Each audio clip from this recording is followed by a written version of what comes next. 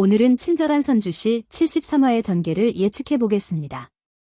지난 72화에서는 선주와 소우 그리고 주변 인물들의 관계가 더욱 복잡하게 얽히면서 앞으로의 전개를 더욱 궁금하게 만들었는데요.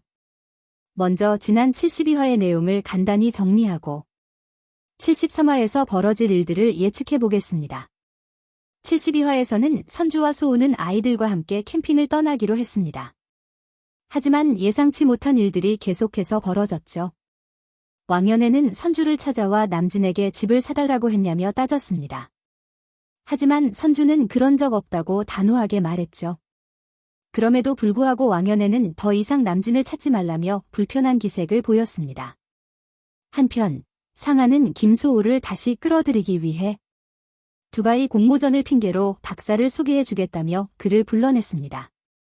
하지만 소우는 이 만남이 상아의 계략임을 눈치채고 다시는 이런 장난을 치지 말라며 자리를 떠났죠.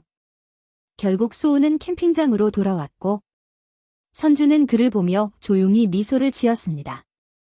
아이들은 테리의 생일을 축하하며 행복한 시간을 보냈고 오랜만에 따뜻한 분위기가 감돌았습니다. 하지만 그 행복도 오래가진 않았습니다. 진주는 갑자기 방송국에 연락을 받고 아이들을 태운 채 서울로 떠나버렸죠. 이제 선주와 소우는 단둘이만 남게 되었죠. 한편 우상은 뜻밖의 메모리칩을 발견하며 새로운 긴장감을 예고했죠. 그 안에는 과연 어떤 비밀이 숨겨져 있을까요? 73화의 줄거리를 예상해 보겠습니다. 남진과 상아 사이에 남은 건 이제 피로감뿐입니다. 서로에게서 더 이상 기대할 것도 의지할 것도 없습니다.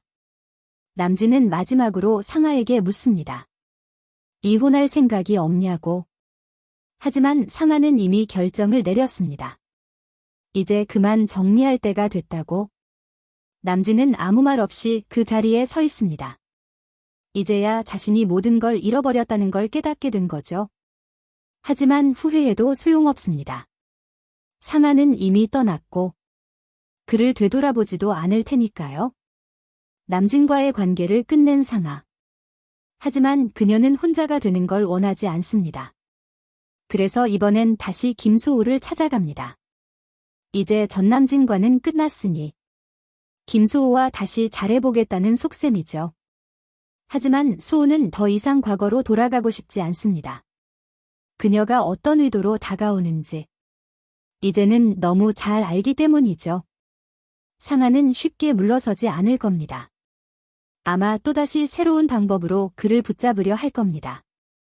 하지만 과연 이번에도 소우가 넘어갈까요?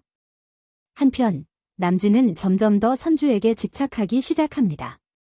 자신이 가진 모든 게 무너지고 있다는 걸 깨닫자 그 화살을 선주에게 돌립니다.